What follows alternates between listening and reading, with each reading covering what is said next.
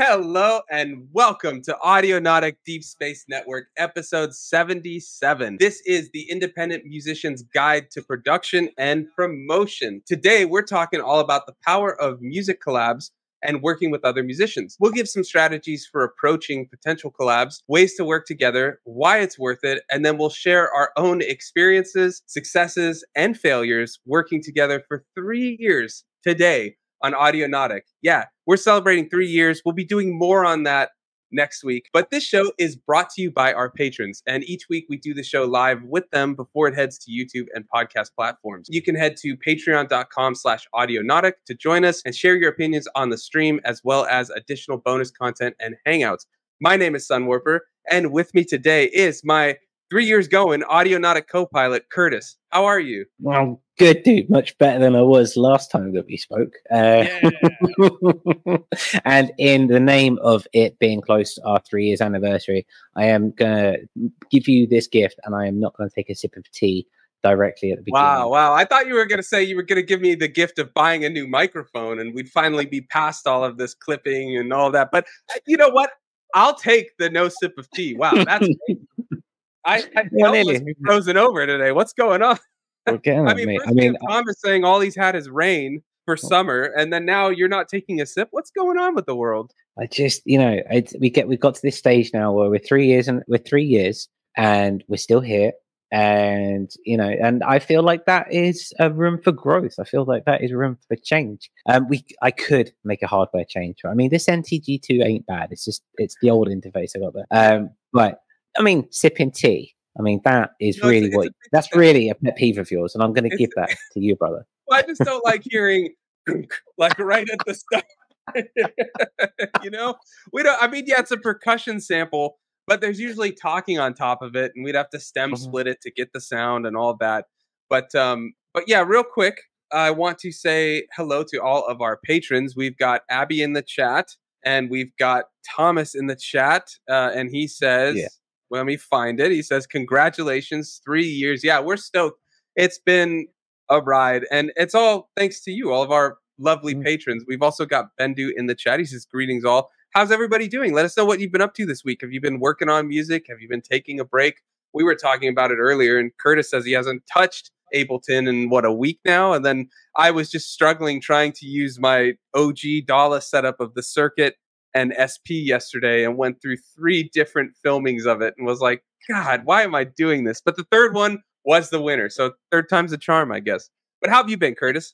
It's been all right. Yeah, I've been, as you know, I've been a bit under the weather after ADSM last week. I just crashed. And old Curtis would have just powered through. New Curtis went, you know what? Nah, take a rest, take a sleep. Hibernate for a bit. That's what I did. I've not been on socials. I mean, me and you barely spoke to each other all week.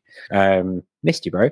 And I knew you were sick, and I had all this stuff going on too. So life gets in the way. But I'm glad you're feeling better, and I'm glad that at 3 years of Audionautic, there's a new Curtis. Yeah, we're getting there. Just about. Yeah. So yeah. How about you, brother? What you been doing? What you been up to? Oh man, it's been a whirlwind, man. Saturday, I had the baby shower, and then we sold both of our cars, bought a new car, and my brother gave me his old truck as well. So we went from 2 cars to 0 to 2 cars. Love the new car. It's awesome. And then yesterday, I took my dog out and stepped on a nail and had to go to urgent care to figure out get the tetanus shot. I had on the to-do list that day, get a Tdap, which is the whooping cough for the baby, because everyone that's near the baby has to get it. And then I had to get it anyways because I did that. But I made it. I'm here. We're all good. And I think talking about all these changes and dealing with changes and taking breaks and things like that, we've kind of learned all of this from each other and working together for 3 years. So I think this segues quite nicely. That's a hell of a segue. Yes. Quite nicely and naturally into talking about collabs, because you and I were just discussing 3 years of this. We've really grown. We've seen each other change as artists, as musicians. And this is a long-term collab. Not all of them have to be like that, but we want to talk about some of the best strategies for approaching collabs. When you're in a collab, best ways to work, some ideas of working together, because you have to remember nobody works same way you do. We all kind of are different, and so you have to kind of navigate that a little bit. So we'll talk that, and then we'll just share our own story, collaborating as artists when we did song you hear at the start and the end of this, and then also doing all of this. And we've got Thomas, our patron, in the green room. Thomas, we see you. We'll let everybody in a little bit. We're going to run through a few things, and then patrons, if you want to come on, the link is in the, let's see, it's on Patreon, it's in Discord, and it's on the Twitter chat. So you can head to any of those options and hop in. But otherwise, we'll talk with you in the chat, and then Thomas, we'll get you in soon. We're looking forward to hearing from you. But what do you want to start with, Curtis? Well, and the survey channel. Sorry, Curtis, but welcome, survey. What's up? Well, I want to just take this notion of the quintessential idea of collabro, like that thing, that phrase that people use at the beginning of when they enter a collaboration. So this episode, we're going to be talking about why we collaborate from different perspectives. So the advantages from an artistic perspective. We're going to be looking at why you as the viewers, the listeners, the producer, whatever, we're going to be looking at why you want to collaborate from, say, a marketing perspective, because obviously we always do that on the marketing side of things as well. And then, like you say, we're going to be running through our origin story. We're going to get a bit nostalgic because we've been feeling a bit nostalgic. 3 years, and it's like, this big changes coming up. It's time. Exactly. It's time. So we're going to be very candid. We're going to be very candid. We're going to talk about kind of what we found works well. Hopefully, because you can get some information of that. But also, we're going to be candid and talk about our failures and why we have not done so well. What are projects or our explorations that have not been very fruitful for what we've been doing, or they haven't worked out, or they've just taken too much time, and so we shelved them for now because we never. Or the platform. The platform decrees that we can't do a certain type of content. Yeah. Exactly. So we're going to be talking about that. And again, hopefully you guys listening back will take something away from it. And this goes for everything. Obviously, as Sunwarper said, the collaboration of Audionautic is a long-running one. It's a weekly year. Well, it's been going for 3 years now. You don't have to do that. Obviously, we're talking about track, song, music collaboration, which is a little bit more short-term, but in the sense of per song. But there are many people that you collaborate with over years and years and years. So we're really going to dive deep on that, to use that buzzword that YouTube loves so much. A deep dive, yeah. But we should start with just how do you approach someone, a potential collab? And I mean, your favorite way is this, obviously. But I think there's better ways to go about it, or at least maybe. I don't know. Then again, that's how we did it. Oh yeah, I mean, well, I know if you without getting ahead of without jumping the gun, I mean, we started approaching each other about our live sets. I was doing those POV stuff, and you started asking about how to do that, and then we kind of got from there. And that, I think, is the crux of the situation here. I think it's important to understand the root of everything is about relationship and building a relationship with someone for genuine reasons, as opposed to trying to get a leg up, as opposed to try and use someone else's gravitas or whatever you want to call it.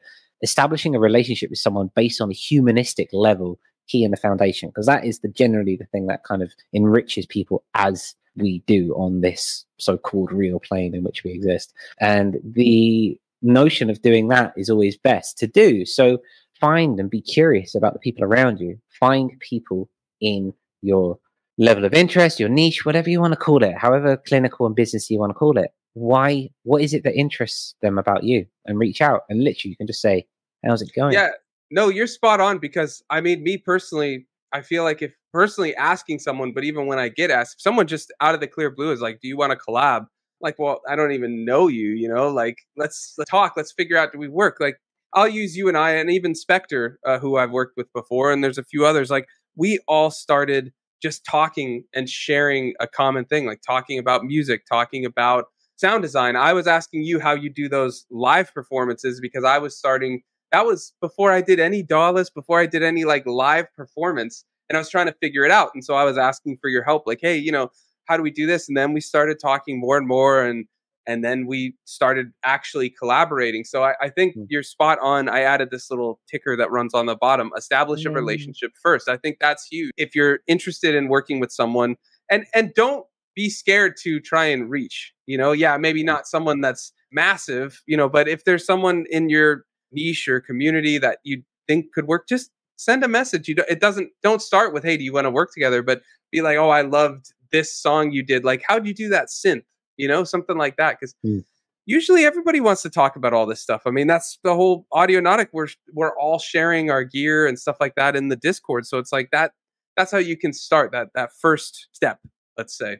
Yes, for sure. I think it's important, and you know, when you're to not go straight in with the idea of collaborating with someone, because to assume that you want to do a relationship with someone just because you want to work with them, that is no one likes to assume in that regard. But even if you don't end up working with someone, just having that conversation is really nice. And let's not remove that notion from what we're talking about here. All right, so let's say Curtis has reached out to someone, they've responded, you know, you started this thing. What do you go next? You've decided to work together. What's the next step? Well, I mean, that is where the fun begins, because lots of different people have different ways of doing it. You can trade stems. That's, in my experience, that's the most common way, just by trading stems. One person makes an 8-bar loop or a 16-bar loop. Another person makes an 8-bar loop or a 16-bar loop. Render out all those stems, and then you swap zip files, and then you make a track from them. That's how Trans-Pacific was made. That's how Periapsis was made. We just traded stems. And if you listen, you can kind of hear each other. Like, obviously, so Trans-Pacific, I was originally my 8-bar loop, I think, and then Sunwarper made it, and it's very Sunwarpery with Curtis elements. And then you've got Periapsis, which is very Curtis sounding, but with lots of Sunwarper aspects in it. Yeah, so that samples, I love that. Sample swapsies. I love that. Sample swapsies. I love that very much indeed. So yeah. Another way that I found it, particularly when I work with Carl Willebrand.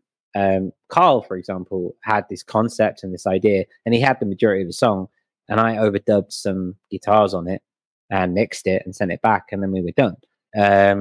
So if someone's got a fully fledged idea, that could be another way of doing it in that regard. If you've got a song which is 3/4 of the way there, and you just don't quite know how to finish it off, send it to someone and just see what they do with it. You know, any track. This a featured part. Featured part. I like that. So I'm trying to go while listening to you. I'm trying to add these. Great fun, man. It's great fun. I think another great way, though, is just similar to that is also remixing, right? Yeah. Another form of collab.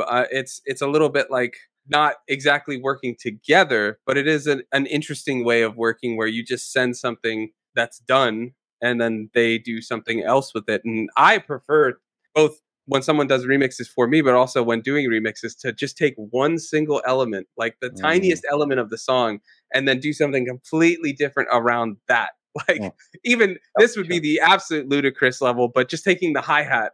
But yeah, I mean, usually you want to take like a melodic element, but there's no rules. There are no rules. I remember doing the Kepler remix for You Inspector when you did that. And then taking this tiny, tiny little thing, which you could barely hear, blowing it up to this massive thing at being the main aspect of the track itself, and then just turned it into an 8-minute journey of just space exploration. And that's real fun. It's real fun because, you know, you can, they call it flipping for a reason, and you can kind of put your own stamp on something, not to put your own stamp, your own stamp on it, but just kind of like go reimagine. I think that's the best way of doing it. The reimagined mixes, I think, is a great thing that people have started to put through. You know, they've got a mix, there's a reimagined mix. I think that's a great way of doing it. You know, it's just an alternate reality, so to speak, a split reality, you might say. The subtle promo, right? For a concept that's you're just coming in 24 months. So in like 2 years, it's like, wait, he said that 2 years ago. Yeah. No, I personally really like the first way. Yeah, let me pop it back up. The sample swap. That's for me the most fun, and it's also the most collaborative because you can choose how many layers of this you want to go. You know, you could just send the samples and say, whatever you make, we're going with it, or they can send it back and be like, here's what I've got, what do you think? And either you could just recommend like mix changes, or you could be like, oh, that's perfect, I have this new idea, and then you can add something else to it, and you just keep adding it. Obviously at some point you want to stop that and get it out and be finished.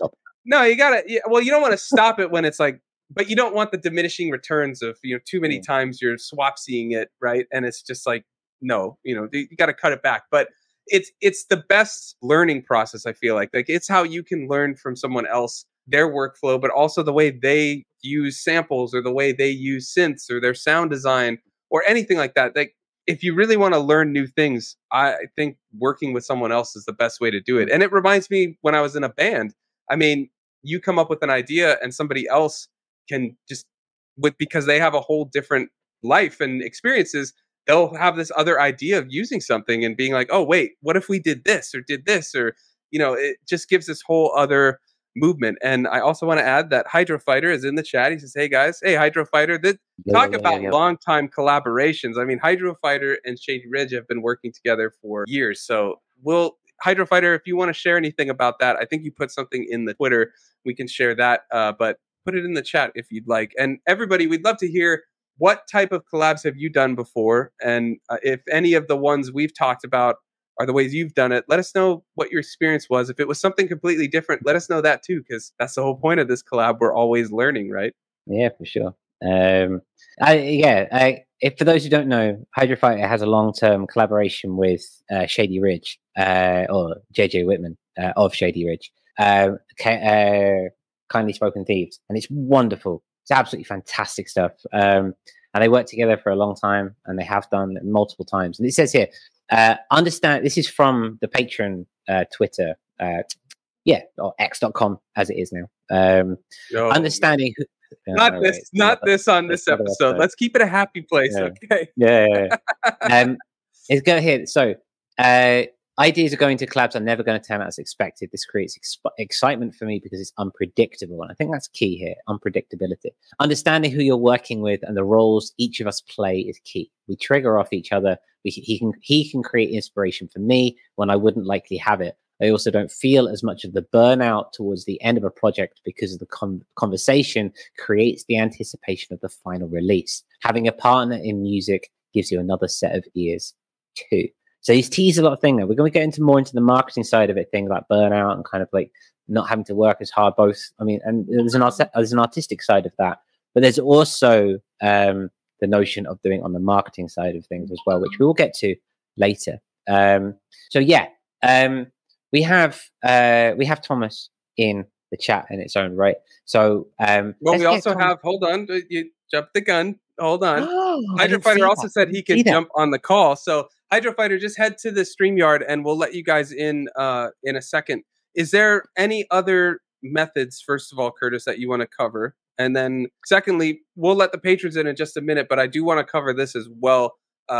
Why is a collab worth it? And I think it would be great to have the patrons in there, but I just want to hear from you first and, discuss it with you. And then we'll bring the patrons in to talk all this. Okay. Well, I think sticking to the artistic side of things as well. We'll talk about the marketing side of things later, but I think just from the artistic perspective, the artistic journey, as we say, I think the understanding of how someone else would work, being in our own bubbles, especially in the world of electronic music production, where we're in a box, both in the box of the computer and in the boxes that are our room and the boxes of our minds, people. Oh, man. This is getting real trippy. The notion of having your own flow state and your own way of working, getting into your own habits and your own ideas is great and it's awesome and it's very necessary. It can also be incredibly hindering to growth, and understanding how someone else can work, how someone else kind of does their thing, can shed new light. Now, I used to be really, really, really picky about kind of like levels and stuff like that. And I used to do like 14 mixes of this and that. The hi-hats a little bit louder, there's a little bit more filter on this, blah, blah, blah, blah, blah. And then I'm kind of like, I get to the stage where I see how chill, so to speak, other people are in regards to these things. You didn't learn that from me.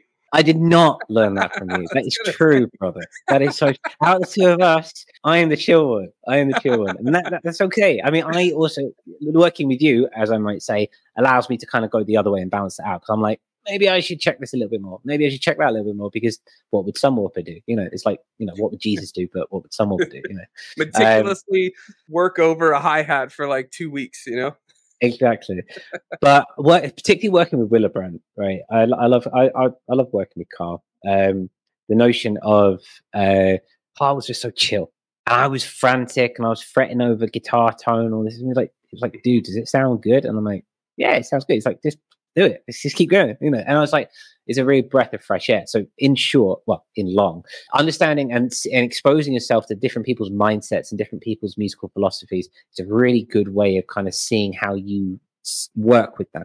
And it can be very cathartic to experience that in its own right. That's what I'm saying. Sunwarper, what about you? Yeah, I mean, I think there's so many opportunities to learn from each other, and that's the best part of collabing. Like, that's what I get out of it. And then you covered the artistic really well, so I think I'll cover the marketing aspect. The other thing too to consider is you're hitting a different group of listeners and followers. Every artist has their own people that listen and follow, and by collaborating, you're sharing that, you're opening up to both ends. And so if you're thinking from marketing perspective, it's always wise, or it's always a good idea to try and expand. And like I was saying, try to reach if you can. There's always something to learn no matter where someone is in their journey. So try to reach, try to go with people you're in the same area with and all that, and just expand your marketability. You know, this sounds very market speak, but we're talking about marketing. We covered the artistic part first, and that's the most important part, the artistic part. But if you're trying to grow as a musician, it is wise to consider collabs as a great way of doing that, because you can reach these new fans.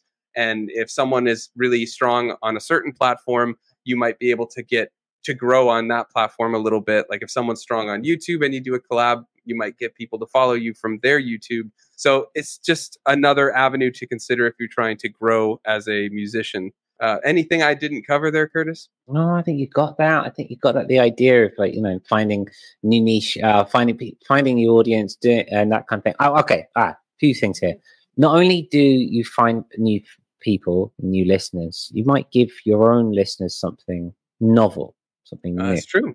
Yeah, which is a nice concept, I think. Yeah, and it's really good to. Yeah, novelty is always good, especially in this ADHD kind of streaming world.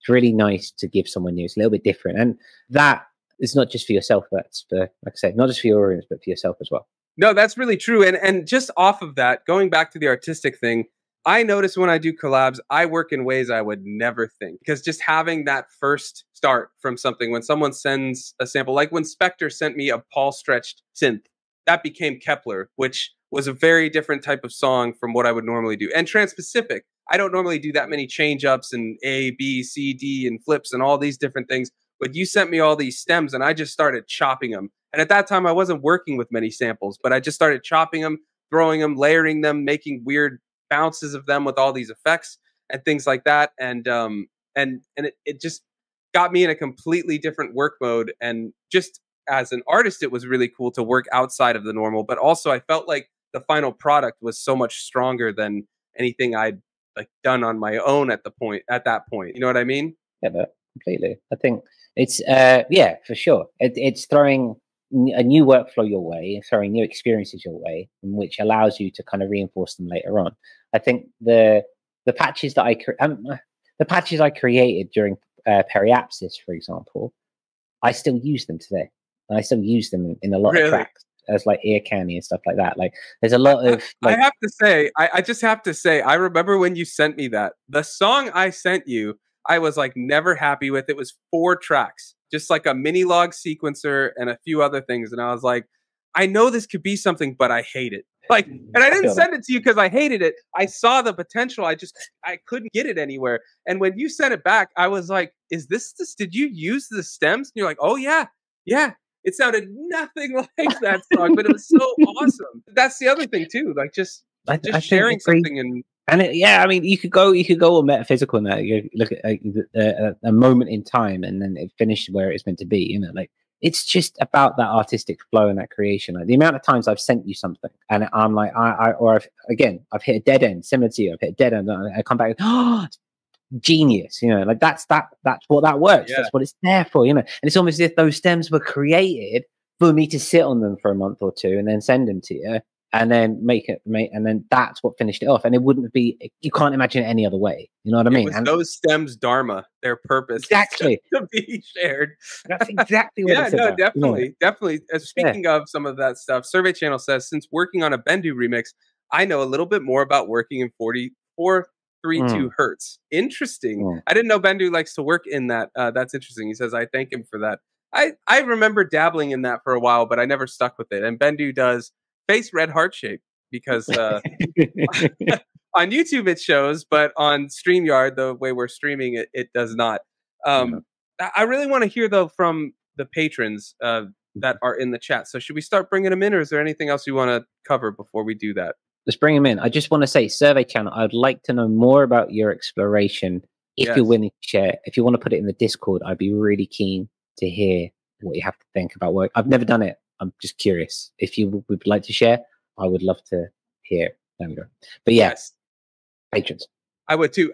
Hydra Fighter just dropped out, so I think he came back. I'm going to let one in at a time just for the chaos of managing the chaos. But Thomas, just give me a thumbs up if you're good to come on. Green room. Thumbs up. Okay, we're good. Yeah. All right. Thomas, how's it going? Hi. Do you have sound? The sound is working? Yeah, we've got sound. Good. We've got sound. Let me just see if I can edit your mic settings. A little quiet. Okay. Go ahead, Thomas. How are you? Good. Thank you. I wasn't planning to be on, but now just jumped in. You don't have to if you don't want to. It's no problem. But we love having you on. No need to stay or anything. But if you have anything you want to add, we'd love to hear from you. Well, I think you've covered really good. One thing I noticed was that what you said, that the big benefit of working with others is the feedback and that you learn new stuff. They have an idea, they use a plugin, they use some kind of gear that you haven't used before, and just have different ways of doing stuff. So that's the way to learn, is to work with us. I think a good thing you have to be aware of once you start doing a collab is that you are willing to use a bit of time, a little bit of extra energy to get to a sound, to get to know the one you're working with, because I mean you have to be sort of on the same page. What are we making? Yeah. Because I tried collabs as well, and of course if you're doing ambient music, it can be a little bit more simple if you're working with people who almost makes the same stuff as you. That's getting a little bit more complicated once you want to make something that's different in genre. I love doing that's collabs. Where the fun lies, though. Yeah. I feel like that's doing what collabs, but it takes a lot of time also. And I think it can do, yeah. But also on the other hand, I mean, some of the collabs I've done is probably the fastest way to get to a final result, because you can't sit around forever and somebody else giving you a bit of feedback. And I know from my own stuff, I can sit with that forever. I mean, and just let's tweak a little, and maybe I'll add another track, and blah blah blah, and then you just spend too much time. I think the opportunity of a collab is the idea of working outside of your normal genre. And maybe it's not going to do super successful from your normal realms, but you never know, you might get that cross genre reach. And that's not really the end goal sometimes with the collab. It's more just expanding your musical horizons and working in a way that's not your usual, to just kind of like, maybe I could incorporate in my normal workflow, like that thing that I learned. But no, you're right. Sometimes they can take a while. Sometimes having that second or third person can really help speed it up. Curtis, you have anything you want to add to that? I just wanted to stem off something that you said, Thomas, about the notion of if you're making something similar to someone else, right? It's like making ambient music, and you both make ambient music. Making ambient music is fairly simple, right? If you want to make something different, that's where complications can lie. And I think that just reiterates the notion of having that conversation beforehand. Having that, like, obviously we talked about how to approach someone, and like, approaching someone to actually collab with them. But then some of the best conversations I've had with people in the community have been that Google online chat meet, where you've met for an hour on a Saturday morning over a cup of coffee or a beer or whatever. A beer, not on a Saturday morning, but you know what I mean. Who knows? You never know. Maybe that's what you're learning from the collab, Maybe. Kick back a little more.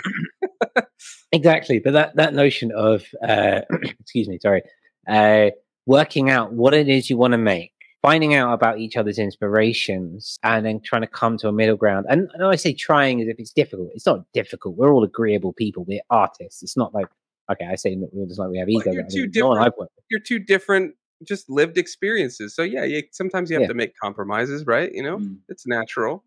Sorry, Thomas, go ahead. Yeah, I think compromises is a big thing to learn. I mean, if you're working on your own a lot, you're used to nobody has anything to say except from yourself. But actually learning to make decisions that where you have to compromise a bit the way you used to think.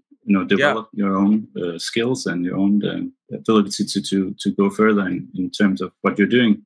Not always to stick to the safe, small sound environment that you're used to live in. Yeah, definitely. Yeah. Let's get Hydrofighter. If you're ready, give me a thumbs up. But I want to hear your take on this too. Are you good to go, Steve? Oh, his camera just froze. I'm not. Yeah, I see a thumbs up. Okay, I'm bringing you in. Let's get Hydrofighter's take on this as well. Hydrofighter, what's going on? Yo, just living the dream, guys. How are you? Good, man. Your latency seems a little. Your resolution and latency seems a little off. Is your internet all right? The internet's been a little shoddy lately, but well, we're hearing you, so it's okay. Okay, my mouth just isn't matching up with words. Yeah, pretty much. But that's all right. We can put two and two together. How are you doing?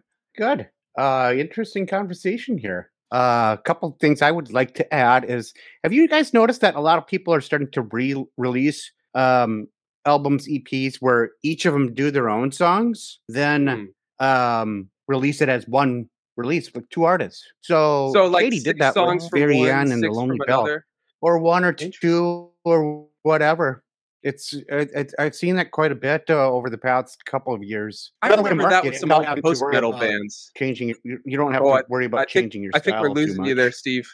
Steve, you're dropping out a little bit. But I do recall the post-metal scene used to do that. They do split EPs. They'd call them split EPs. So it'd be like 2 tracks from so-and-so, and the B-side would be 2 tracks from another artist. And no remix, no nothing. I don't even think it was a collab in that way. It was just this like split release that I suppose the idea was for that marketability of like, hey, let's bring our fan bases together. That's my assumption. But I'm curious if like the ones you're bringing up, Hydrofighter, like from Shady Ridge, are these artists working together at all? I know they're releasing separately the songs, but are they like communicating in this, hey, let's make this theme or something like that? Yeah, definitely themes. But I mean, the songs themselves, every instrument on the song is done individually. But they're working on the themes together and the packaging, album artwork stuff. So there's communication happening. Curtis, would you ever want to do a split EP with me? I mean, we did do a split EP, no? No, that was a collab. Okay. Okay. I'm getting a bit fuzzy here. I'm getting a bit fuzzy with notions here. We are live. I know it's a lot. We're doing the chat. We're doing this. We're doing that. But take a second, breathe for a second, and then think. Would you be willing to do a split EP with me? Would I like to work with my long-term partner, Sunwarper, more than I already do now? Yes, I bloody well would. Okay, cool. I got a little nervous asking. I'm not going to lie. Well, I mean, it's a good way of doing it. I think the fun of it as well is taking it one step further. Again, this might be. I wouldn't say unique, because nothing's unique. But Sunwarper and I have been working on Voyage 2 now for about a year almost, and it keeps getting put back. Those are out of our normal range. Those are out of noise. Like, that's some weird stuff. You can take something very lo-fi, and then you just throw it back, and it just turned into this doom warper. We're talking about doom warper, right, guys and girls? Right, we've been talking about that. And we have a bit of doom warper in the way, and there's vocals on it. It's drop A, distorted guitars, and like heavy electric bass. I don't know where that happened, but that was a fun one. There is something to be said, and I think there's something about what you're saying about like doing a split EP and doing something like that. And Hydrofighter, you said it in the Patreon chat, and I don't want to put words in your mouth. But you said now. I don't feel as much the burnout towards the end because the conversation creates anticipation of the final release. Now, a side note to that, I mean, obviously, I think it's totally valid and it's totally right. I think there's something valuable about not having to do all the work. I think there is something nice about having to share the load of the work, not just from the idea of burnout and having conversations and being excited for a release, but also in the notion of when it comes to the marketing, when it comes to posting, when it comes to talking about it, when it comes to the emails and the radio stations and all that stuff, you don't have to do everything.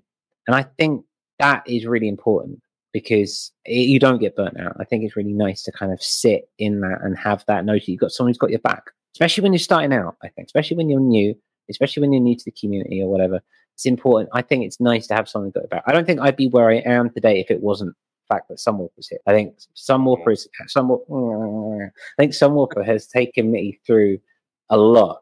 And we've taken each other through this. But I think also there's been a lot of times where I've gone, Sunwarper, what do you think about this? And he's like, don't worry about it. We had a conversation last week where he's like, are you thinking about doing that EP? I'm like, I don't think anyone's really going to pay any attention to it. He's like, yeah, they will. Let's just do imposter syndrome. You got this, bro. And it's like, yeah, all right, cool. I can do this. You know? And I think that's important, is to have that someone to share the load, in short. Mm-hmm. What I want to say in that regard. No, you're right. I mean, I'd be curious to hear from you, Hydrofighter, with this actual long-term musical collaboration, because Curtis and I work together for music and we work together for podcasts and our label and stuff, but we keep our own music respectively a little more apart. Like, we'll send each other songs for feedback, like Curtis is saying, or the marketing end of it or something, but we're not actually usually like, hey, what do you think of the song? Add something to it and let's release it. So be curious, you work with Josh, Shady Ridge, together for your releases. So be curious to hear your take on that. I think we try to switch it up with every release that we do, try to do something different. When we first initially kicked off the project, we were sitting in the same room and I was recording him into my system. And as we got smarter and he had kids, and so our lifestyle changed, it ended up being bouncing the songs back and forth to each other. And I think you'll lose a lot of the spontaneous ideas when you do that, because it gives you more time to really sit and think. And I think start to overthink sometimes if you've got too much time. When you're in a room together and you've got to get it done, you do it and then you're done. You don't overthink it. That's what it is. And now we're starting to go back to that way of doing it, where we're just getting in a room together and recording things. So it's fun either way that we do it, but it's always trying to come up with a new way to do it different, so we're not repeating ourselves. You know, we have our own separate projects too, or we have our separate projects so we can do the ideas that we want out without having to collab.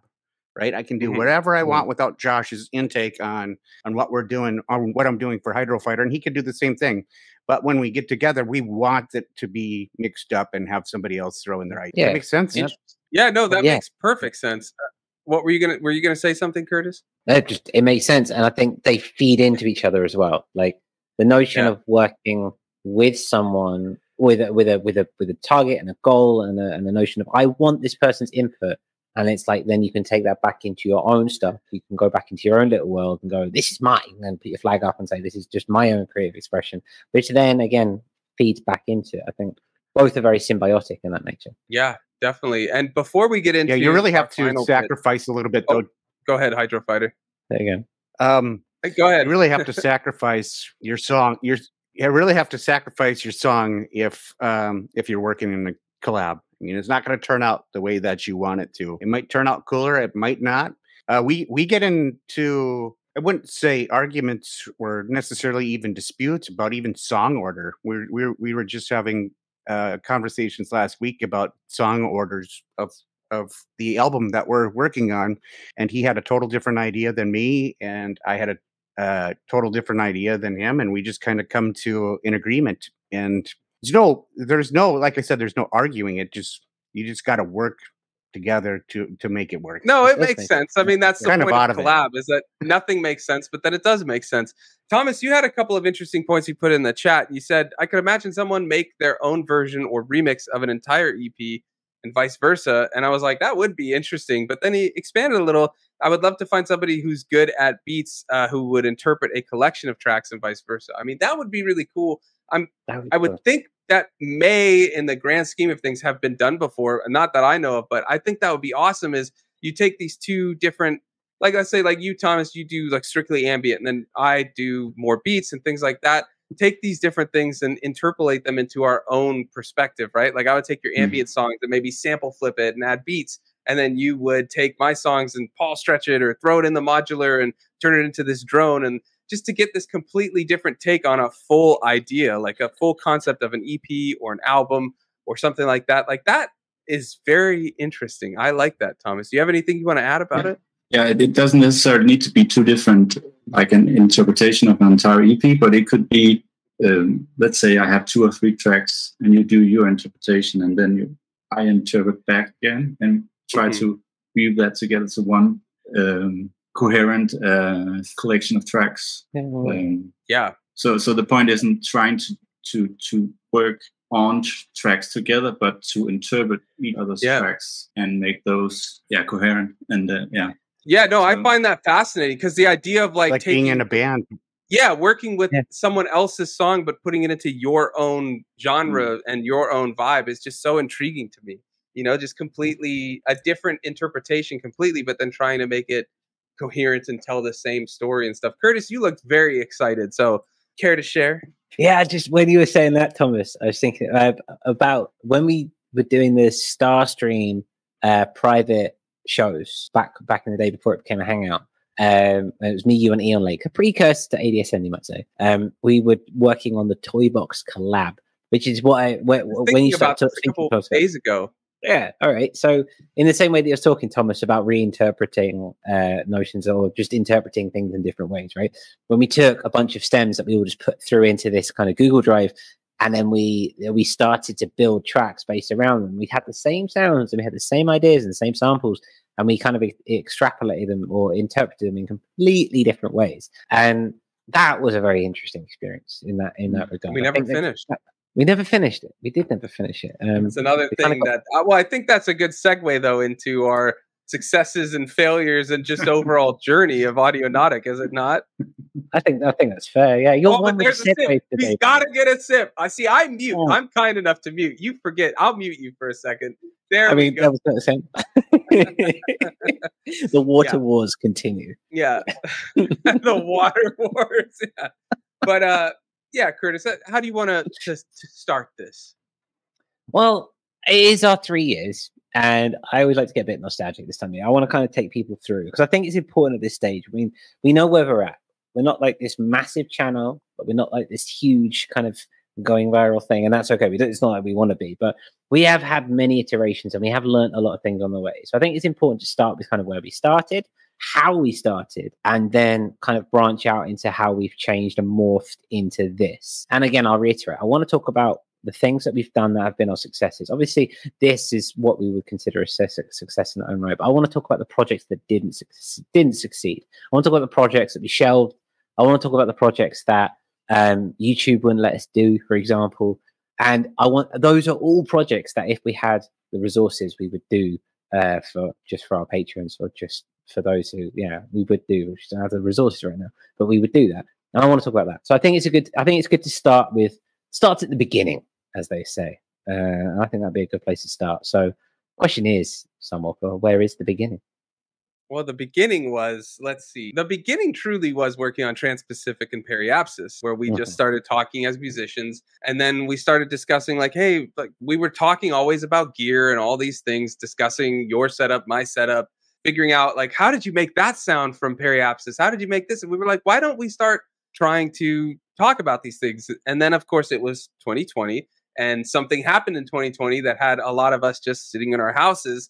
And I just hit up Curtis, because a very strong community of independent musicians, mostly electronic, started coming up on Twitter and on Discord, and we were all talking, and we wanted to kind of make a place where we could grow a community around this and also showcase different artists and interview them and learn from their processes. And that was the first podcast we did, which was the Audionautic podcast. Basically the first iteration of this live stream, which is now our theoretically our final form. But so that was where it started. And then Curtis had been doing some playlists on Spotify at the time on his own. And we decided, well, why don't we merge that and do that on YouTube with a radio show called Cosmic Sonics. We started hitting some of our first roadblocks and hindrances with YouTube copyright, where the copyright would either remove songs, make them silent, or remove your video, and it would be at risk for strike and all these kind of things. And so we started navigating that, where we put Cosmic Sonics aside and we made Audionautic Radio, because everything was kind of going under this Audionautic banner, the Audionautic podcast, Audionautic Radio. And we just made sure that it was, if we were having people on the show, they had to, unfortunately, not have like CD Baby monetization. We weren't monetizing it, But if you do that, the copyright claim from CD Baby or some of those other ones, that's what gets you typically. Sometimes it just puts ads on it, and we didn't mind that. But that was the start of one of our first roadblocks, and that also became an issue with binary stars, which we'll get into. But Curtis, you want to carry on from the first iteration of Audionautic podcast and Audionautic radio?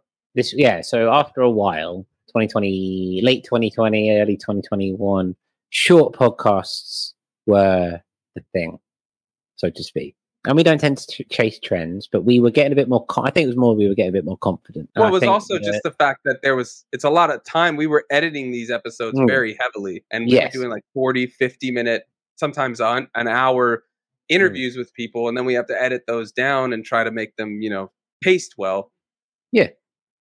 If you look at the very first Audionautic, it was with Survey Channel, I believe, or either Survey Channel, Star Madman. I can't remember which order we did. There were three. It was Star Madman, Survey Channel, and Spectre. That was our first three. And they were like 2 hours long, and that was great, and that was fine. Like you say, it's a lot of editing, a lot of work, and kind of going through. So we came up with the concept of Lightspeed, which was we took the name from a previous playlist that we used to do about short tracks. And that was where we were doing like bite-sized tips and tricks. And a Hydro Fighter was actually a part of that. One of those episodes. One of my favorites was the making banging drums. Still reference that every time I'm doing drum production. Yep. Yeah. And the notion of exactly. It's all about that, man. And so we were doing those short little 10-minute, 15-minute. No, well, we try to keep it down to 5 to 7 minutes, but eventually it was coming to 10 minutes. Yeah, 20 was like the cap we tried to do. Yeah, well, it started, if I remember correctly, which I often don't remember correctly. What's reality, man? What's reality? They kept getting longer and longer and longer, and we just kept having more and more and more and more, and they kept getting bigger, not in terms of view count, but just in terms of content. And we were like, we always had this notion in the back of our head that we would start doing longer form content again when we were more confident and start doing it live. And so we started playing around with different podcasts and that kind of thing, and that's when we stumbled into platform issues and stuff like that. And so, but when Lightspeed really got longer and it got more convoluted in that way, that's when we switched to ADSN, and that's where we are now, Audionautic Deep Space Network, ADSN, and that's where we've been now for 77 weeks, give or take. Well, it was also the fact that we had patrons. We love all of your input, and we wanted to include everybody and find a way to kind of bridge the gap, do live streams. Now we edit the live streams a little bit, but it's not as intense as it was because we're trying to preserve the live stream, just increase the pacing a little bit when we publish them. But yeah, it was the live aspect of it allows us to have patrons like Hydro Fighter and Thomas come on and give their own opinions. And it's just another expansion of the idea of collaboration, is we're all sharing and we can all talk. Like in today's episode, to get meta, we're all talking about our own interpretations of collaborating. And I mean, I'm learning a lot from all of you about the different ways you all approach it, and what some, like Thomas, you don't sound as jazzed up about collaborations as like, and I'm not saying anything bad. I just mean like, you're saying how there could be some issues with it and stuff. And like, I don't typically think about that, but it's fair, and it's quite true. And like, you think like, yeah, the genre issue could be a big issue, right? Yeah. It depends on what you're trying to do, right? So and how much you try to care about your own sound and not let anybody else come in that space. Yeah. But and that could be a real personal thing for some. And also when you're working with people, you have to be honest. So you also have to be able to say, well, I don't like that, or I really like that. And that's a kind of, that there can be some tensions, but not necessarily in a bad way, but just you have to be prepared for, you can't always be sure that what you're doing, everybody will just love it. I mean, because it's just, it doesn't not always work. So see, I think the way I'm seeing it is, I think about it from this artist perspective of like, all of these things you're talking about are lessons and like ways of learning and potential ways to learn something new. Whereas, if you think about it from like the marketing angle or something like that, those are things you need to consider in terms of like, well, if I'm trying to get this song to go on playlists and stuff like that, I would have to consider this. So it's like the two different angles to consider it. And this is what I'm talking about. Like we're collaborating right now and talking about our two different viewpoints of collaboration. So mind blown. But that was, I think, the point talk just like with Audionautic, our own personal experiences. Like, this is why we do this, why we love this. I mean, maybe it's for selfish reasons, but like I'm learning while talking and hopefully giving some tips too. You know, like we can all take different things. We've all learned different things, and we can all share that, right, Curtis? Oh yeah, for sure. I think it's in any stretch of life, in any form, learning to deal with people, work with people is inherently necessary. You know, we're shaven chimps. We work in kind of packs, you know, and I think it's an important thing to do. And I think that notion of having a sound and having something that I identify with, and then handing that over to someone else, and then having something that's there that's not innately Curtis, is a wonderful breathing exercise through letting go of attachment to said sound. And I think it's a really important one, especially if you're at the beginning. I think especially if you're at the beginning of your journey, that kind of thing, having this notion that it's okay. There's no ego here. It's fine. Everyone's just full of love, and everyone's full of just like wanting to just express themselves creatively, and that's the best way to do it. And opening yourself up to that reach rewards for just the internal mental psyche, and also what you end up putting in the DAW. I think that's a great way of putting it. I think it was because when we talk about collabs, I think you're right. There's very different ways to approach that, because either you have like your thoughts about, well, I think it's important to have your thoughts about where is this going to end? What is the purpose of doing this? Is this because I want to expand into some new sounds? I'm doing this only solely for fun. I mean, it should be fun, right? But is it more like a project where I spend some time, try to learn new stuff, or am I trying to reach a certain? I mean, I always have thought, if I'm going to release this, how are people going to hear this? Where is it going to land? Is it on a streaming service somewhere? If I'm going to get a bit of traction there, I'll need to at least be sure that I make something that will fit in somewhere. I know some people say that it's you should just do whatever you feel in your heart and blah blah blah. But I mean, you also have to be realistic. So in some sort of way, you have to shape your product in a way that there will actually be somebody who listens to it. There'll actually be somebody who promotes this, put it on a playlist, whatever.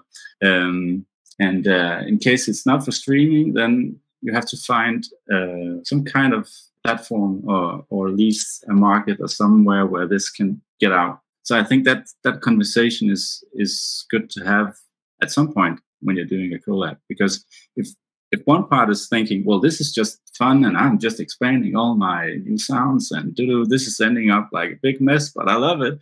And the other part is more like, I wanted to do something that was actually, suited for this special genre at this playlist somewhere, maybe get an editorial, whatever.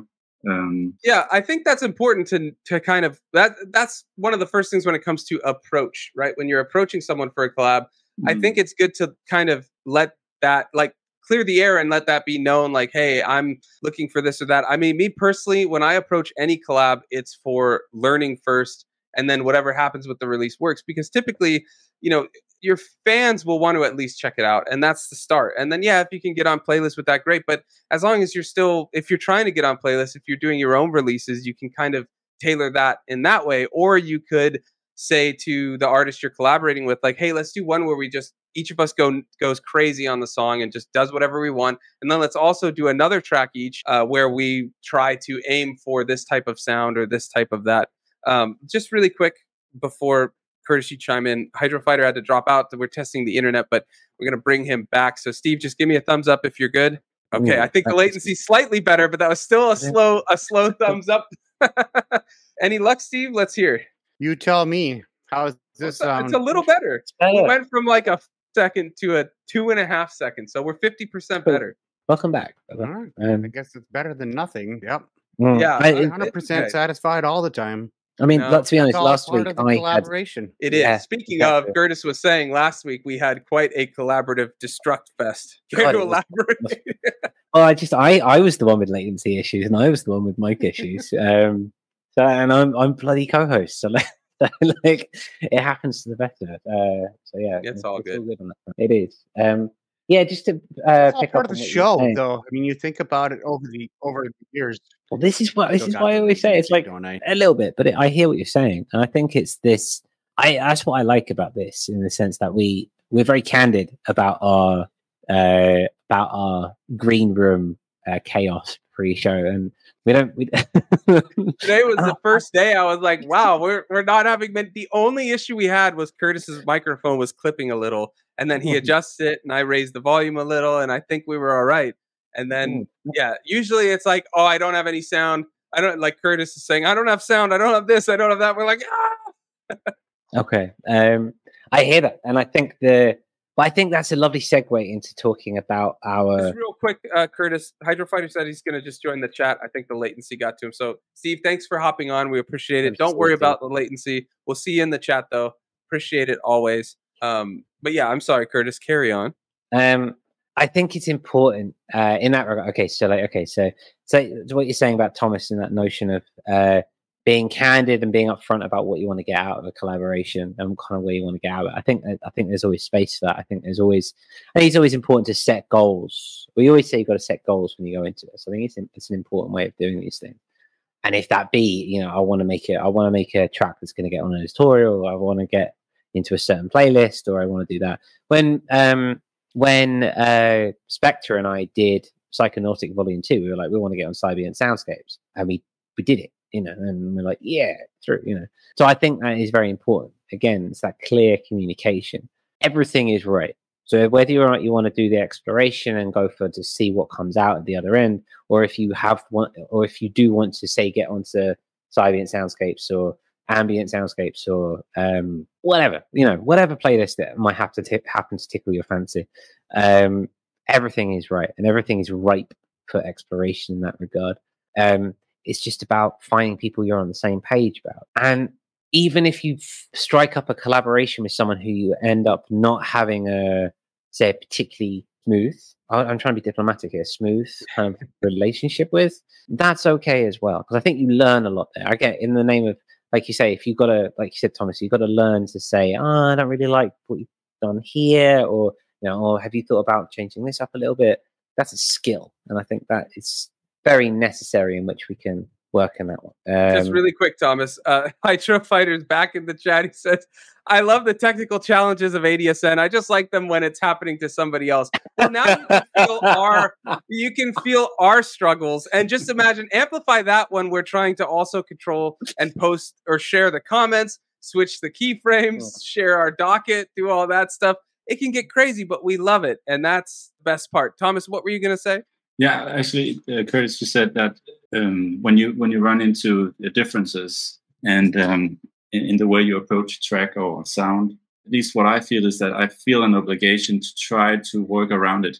Like, then I have to deliver something that can actually, instead of just saying, no, this doesn't work, you have to change, blah, blah, whatever, then at least come with call it proactive or another suggestion, like bring something to the table instead of just saying no. I mean, if you don't really gel with what you're getting back and what is happening, then try something else. Keep on pushing into yeah, that's the best summary for anything. And I mean, I think that's like the key of what has helped with Curtis and our long-term working together, is that when something doesn't work, we just kind of shift. And I love that. That's so true, Thomas. Like, for music, for anything, you take something, and if it's not working, if you try to just work around it, move it, shift it, and do that. And Curtis, I say we've done that quite a few times, wouldn't you?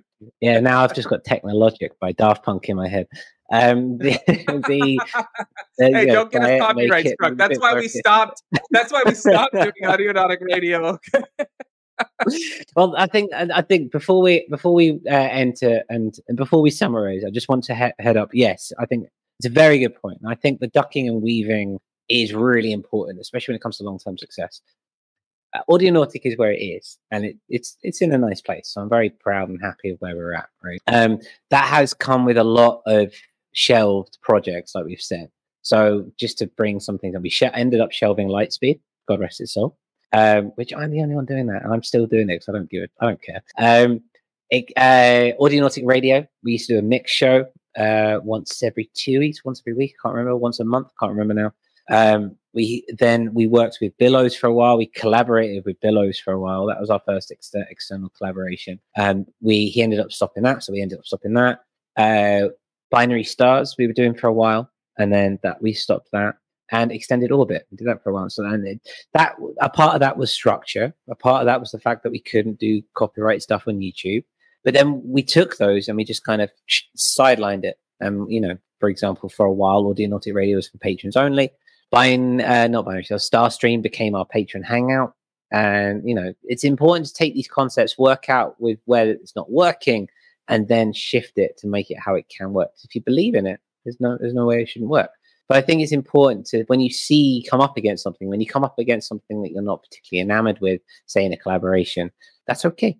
You just got to roll with it, work with it, try and find a way that it works for you, and maybe shift gears a little bit. Yeah, definitely. I mean, it's like we listed those as failures, but they're not failures. They were just steps on the path that we then incorporated the best parts of it into everything we could. Like Starstream transformed into our hangouts with our patrons, which are the most fun of my month other than these. And then all that other stuff we kind of merged into this show, ADSN, where we talk with musicians, we've interviewed Jason from Submit Hub, we've had demos of gear like Cherry Audio's Octave Cat and all that. So we took what worked from things and put it back in a different way, just kind of recontextualize. And that's what we do with the songs. Like when we were working, I remember for Interstellar Daydream, you tried like a couple different things with all this pitch variation. And I was like, bro, it's not working. And then you figured out a way to still have it, but have it work. And it was like that collab, we made it like, I would never do any of that. And I don't mean that as an insult. It's just not where I think.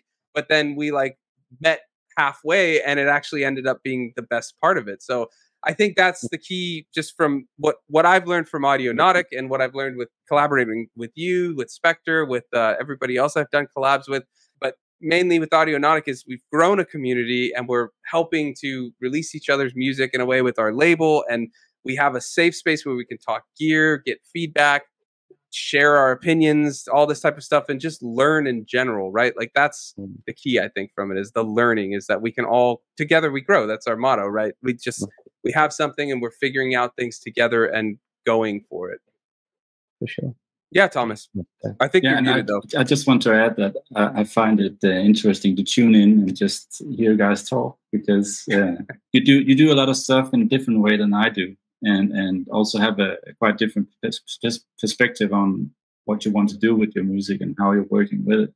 And I find that inspiring in many ways. So I mean, Sunwarper, you've had some of my samples, and then one day that shows up in a short YouTube video. I did a live stream with them. Yeah. And that song was awesome. I love that. Those sounds are great. Yeah, and you did some samples as well, and that's just which I downloaded, and then that actually ended up becoming a track, which I'm going to release now. Yes, sometime in the future. So that one is finished. So I mean, it's all, for me, it's all inspiration. It's all about, I'm also about community. It's about, having somebody you can just every now and then tune in and see that, okay, other people are working as well, and they have good ideas, and oh, that was a good idea, I will try to do that one day. So I really like that. I think that's good. So thanks for that. That means a lot, Thomas, because that's always our goal. Like we say, together we grow. And so it means a lot. And I remember that song where you used my Sounds by Sunwarper sample pack, the Prophet Synths, and you sent us that video doing the modular stuff. And that was so cool. But I am still waiting for you to sample our voices, because I know a couple times, or typically, you're always like, I was working on a song and then your voices just popped up in my head. I'm like, you got to just throw it in the song, man. Just do it. Yeah, actually, sometimes I listen to you guys on YouTube, like on 25%, like in the background, and then I have my project, and then I'm doing a bit of sampling as well. That's tricky. There we go. We keeping him company in the studio. That's great. Just real quick, Curtis, before I go to you, Hydrofighter says, totally dig the round robin edition. Just interesting to see different opinions. Yeah, that's kind of we wanted to bridge the Starstream hangout with our ADSN, and to have that be something we can all kind of share to learn from. And that's usually Curtis's domain, the round robin. So I'll let him talk about that. I love the round robin. Well, I mean, I think more only my domain, because this is the way we divvied up the show when we started first making it. But yeah, it's that conversation. That's the whole point. It's that round table. It's that King Arthur's round table. It's that notion of all of us sitting down, throwing all our experience on a table on a certain subject and going, right, what do we have? Like that's how I imagine it every week. You know, all of us in our armor and with our tankards and stuff, and just like, okay, this is what I do. This is what I do. You know, have you thought about this? Have you thought about that? And that's truly what that is about. And I think that is the best collaboration that you can do. You can sharing samples is great. Creating tracks together is great. But that conversation aspect, for me at least, there's nothing better.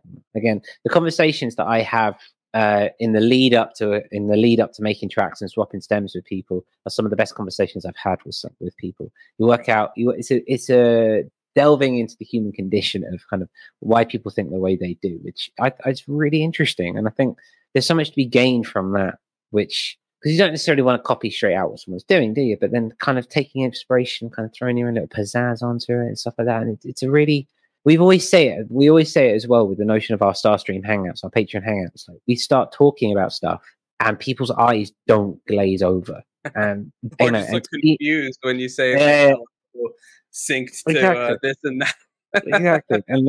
And that's the beauty of it. I think the beauty of it is to be in a room with like-minded people, and that's truly what it's all about. It's that notion of, you know, we have a set of people around us, a support network, and it's great. You know, it's great. Wouldn't change it for the bloody world. That's what I have to say about that and the round robin. That's the notion. It's about getting us all down and saying, hey, what you got, what you got, what you got, what you got, what you got. Hang on. What do you think about this? What do you think about that? What do you think about this? What do you think about that? And that feedback, when the YouTube chat is just buzzing with ideas and buzzing with notions, that's when I get those little butterflies in my stomach. And I'm like, cool. I can see how people think and kind of exchange that information with each other. When I'm silent and you guys are all just talking amongst yourselves, I'm like, yeah. Cool. All right. That's taking it all in. Thomas, what were you going to say? I don't know. But I think it was a few weeks ago, or maybe even further back, that you talked about this. Again, was something about collabing and about making a folder like where people just could, you know, upload samples and stuff. And I just get the idea that if everybody in this little community made one track, I mean, you could do like a compilation with a lot of different stuff where all the tracks are made out of the same sample bank packs that people have uploaded.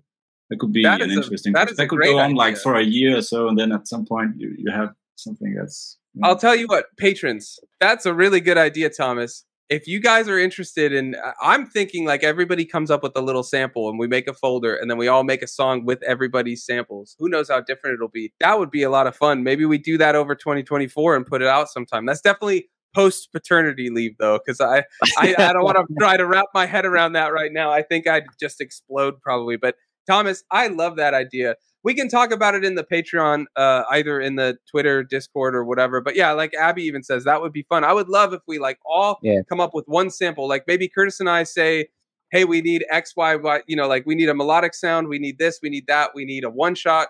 We need drum one shots and all that. And then we can kind of all like choose first come, first serve, who's going to do what or something. I'm just thinking out loud, but we'll do something like that. And then everybody just makes a song from that folder.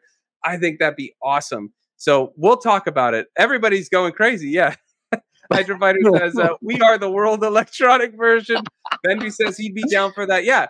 So anybody, if you're watching this back and you want to take part in this, head to the Patreon. The link is in the description. And then you get in our Twitter group and our Discord group.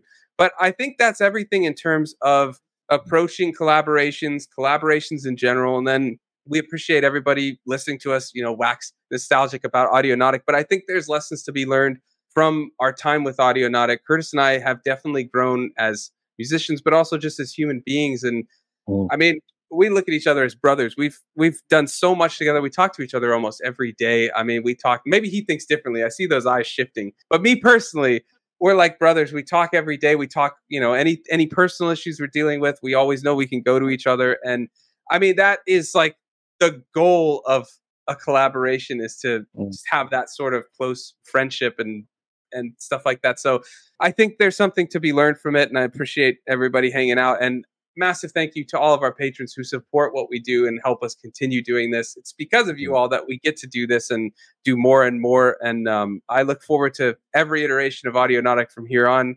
I think we're sticking with this way for a while, but you never know. Things evolve and change.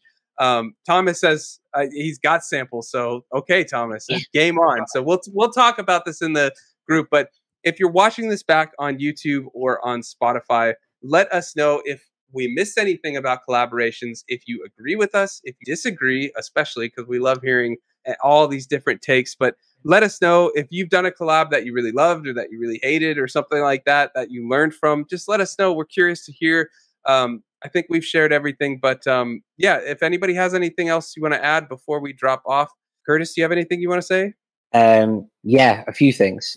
Firstly, to reiterate, thanks to the patrons. You guys are the reason we're still doing this, and we have the ability to do this. So thank you ever so much. And this is wonderful. It's been a wonderful 3 years. Looking forward to so much more. And thank you again for helping us and letting us do this, because love it. Secondly, don't think I've ever had so much love for a man who I've never seen the bottom half of.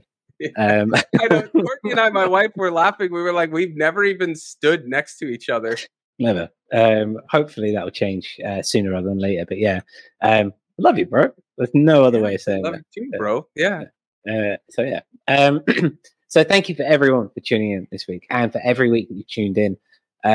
Love all you guys in the chat, and yeah, want to do that sampling magic. Want to get this? I want to get a. Yeah, we'll talk about it in the Discord. I've got more ideas which I've missed and I didn't put on the docket, but I want to continue this in the Discord. I think so. Yeah, definitely. If you are listening back, I'll put it in the ADSN channel. I think so for non-patrons can hear it as well once the show goes live. If you are listening back, let us know your successes, your failures. Let us know what you've learned. Let us know all of that stuff. And what we haven't talked about specifically, we want to know what we have missed here on this show. We want to hear it from you. So please, the ultimate collab, right? The ultimate collab. Where are we failing? And tell us why. Or just like, where can we grow? Let's put it a little more optimistically, okay? Let's put it that way. But you are the light, and yeah, that's true. But before we go, Thomas, what are you up to this week? Anything musical? Oh. I've been busy, both with family work and other stuff that doesn't have so much with music to do with music. But I did in my holiday work on finishing 2 albums, which I've been working on for maybe more than a year, just catching up on it. So, but actually not. I was just thinking when I later tonight I might collect a few samples. So if you have a folder somewhere, I could we can start that collab. Yeah, we'll make a folder. Let's just talk with all the patrons.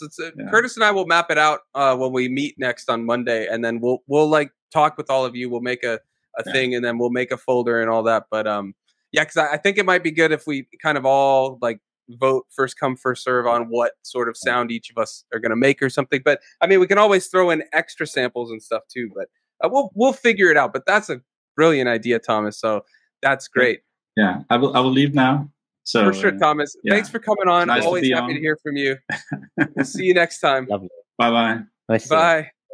All right. And Curtis, what are you up to this week? Well, after having basically 7 days of no Ableton, I'm going straight back into Ableton. There you go. Still many projects that I haven't finished off. I'm going to get back into live streaming. I took a few weeks from the live streaming off. Took a few weeks off from the live streaming, just life.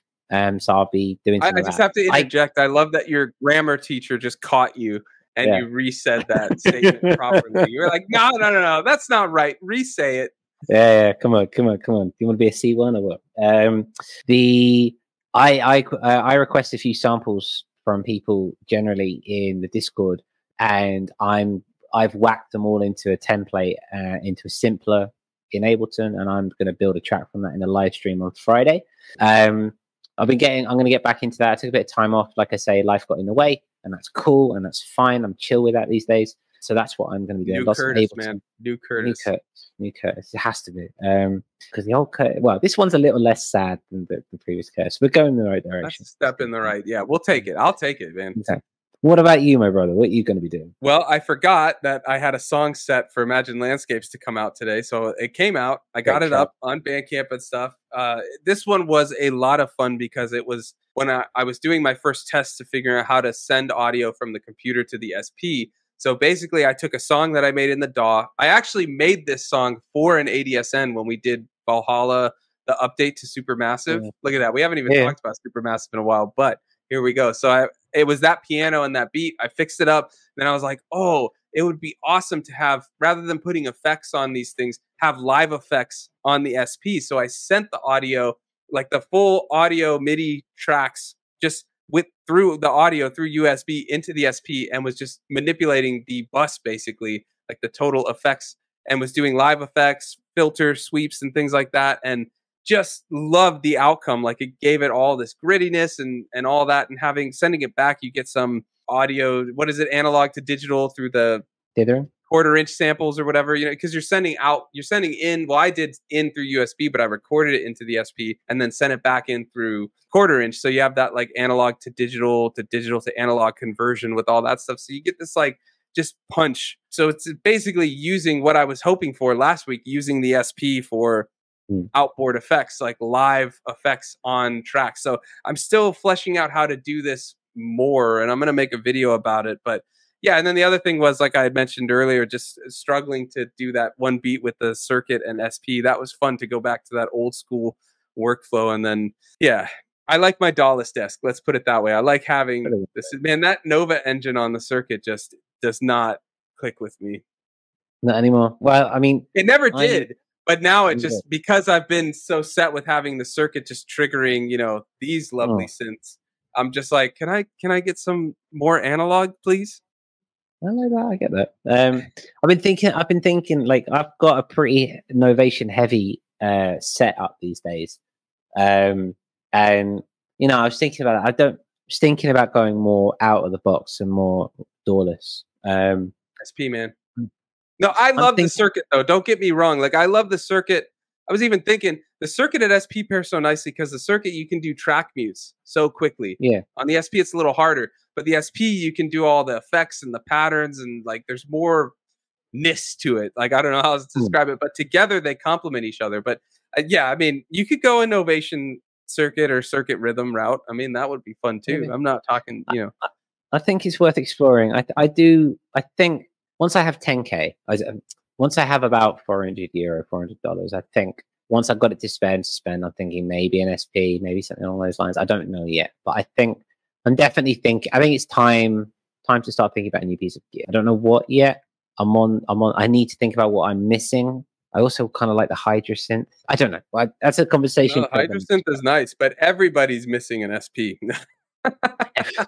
I'm just kidding. I mean, it is a weird machine. Like, it's got a hard workflow to learn, but once it clicks, it works. But then what I like about it is its flexibility. Like, it can be whatever you need it to be. It can be your effects box. It can be your sampler. It can be anything in between. It can be a sequencer. Like, yeah, maybe it doesn't do some things as well as other things, but it can kind of, like, it can be a jack of all trades, and it actually is a master of a few, like effects. It's a master of that. Like, yeah.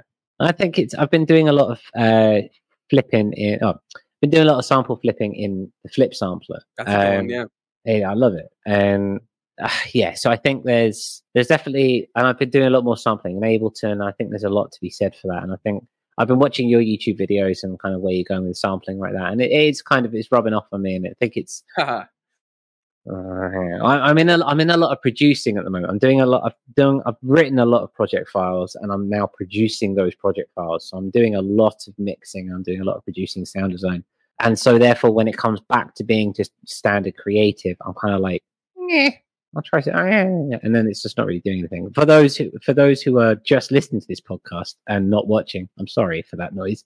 I can cut it. You just need to document the time so I can be like, okay, but there we'll go. But yeah, so I think more sampling down the road. So I'm gonna definitely having a look at that. I think.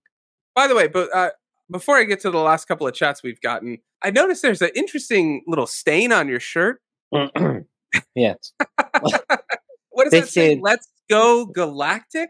Let's go Galactic, sir. Yes, this is the brand new Audionautic T. And if you yourself were to lean back a little bit, you'd see the beginning of Audionautic. Yes, and that's in true. visual Yes, form. I was going to say I didn't get to watch the new one, but I have the original, the OG Audionautic shirt. Got the OG and we got the Let's Go Galactic. Yeah, the OG, the past and the future. Past and future, yeah. This is I'm calling them trophy tees just because of the alliteration. I like that. Of course. When we get we might start doing these limited edition. At the moment, you can get this Let's Go Galactic tee, and it's just there. It's up on Bandcamp, and it supports the show, and it's great. You know? Yeah, and patrons do get 10% off if any of you guys want to grab the shirts. If you haven't already, they are there. I forget what the code is. It's on the Patreon announcement for it, but I'll double check and I'll put it in the description as well. But we'll let you know if anybody's interested. Just DM us or whatever. But yeah, what were you saying about trophy tees there, Curtis? Well, I think we are going to be doing some limited edition ones when the time arrives. We're going to force it; it's going to come naturally. But when we get this comes from Sunwarper's quotation when we were demoing the Octave Cat, right? And on the back, I don't know if you can see there, you've got the Audionautic logo and ADSL 73. And so I'm going to keep doing that. When we get a quote that people vibe with, and that will not just be based on the three of us, because obviously Ian likes it back next week, but when people in the chat like it as well. If there's a good quote that we like, I'll design a t-shirt. Well, next up is the Eon Lake bucket hat. The you can't. Yes. What's the? I always forget, and he forgets it, but then he spouts it like he knows it every time. But it's something like you can't have a what is it like artistic experience without living.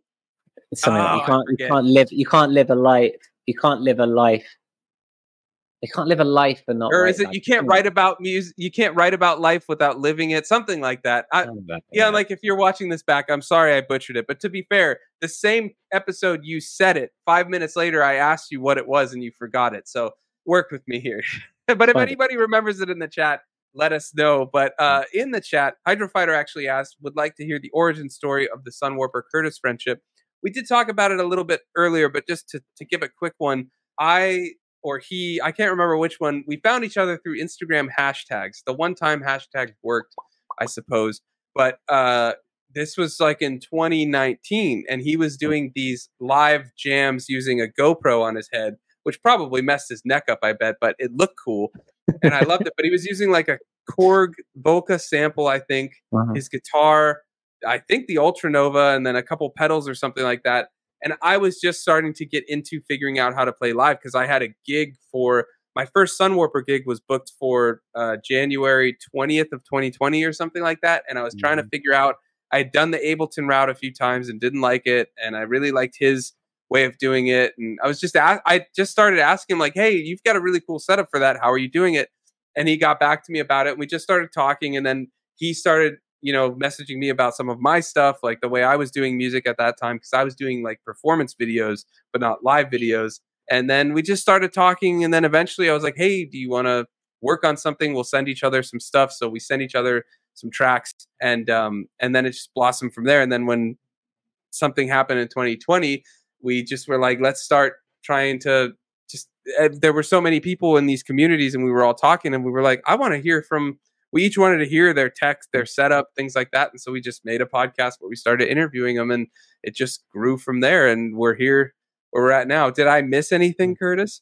I just wanted to add that those first couple of episodes where we were interviewing, they were rough. Yeah. I was in Southeast Asia at the time.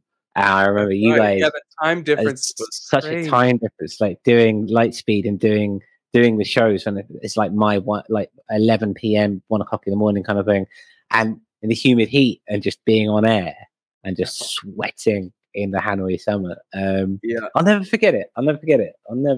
It's but that suffering created beauty. So it's worth it. It's worth it. And then in the chat, Thomas says you are the master of the Roland SP. Yeah, I don't know about that, but I appreciate it. He says Ableton sampler is so powerful. DAW samplers are crazy powerful, but there's something to be said about the limitations with hardware that I gel with it so much more. But I love Logic sampler. It's a lot of fun. And he also adds merch. Nice. Yeah. Nice. Well, thank you. Yeah. If anybody wants to check it out, if you're watching it back, the link is in the description. It's a Bandcamp, audionauticrecords.bandcamp.com. Our merch is over there. And like I said, patrons, there's a 10% off code if you haven't gotten any merch already. But I think that's it. If you haven't checked it out and you're looking for some new music, the Audionautic Radio playlist, the radio still lives on despite us saying that it was done on YouTube. It does live on as a playlist on YouTube featuring the latest and chillest of independent electronic music. If you've got new music that you think might fit, hit us up on Twitter and we'll check it out. Anything else that I'm missing, Curtis? No, I think it's all good. Just again, thanks for everything. We really appreciate it, and we're looking forward to this will be our 4th year. Looking forward to it. Yeah, it's crazy. It's been a lot of fun, and it will continue to be so. I'm looking forward to it. But with that, thank you for watching, and we'll see you next week.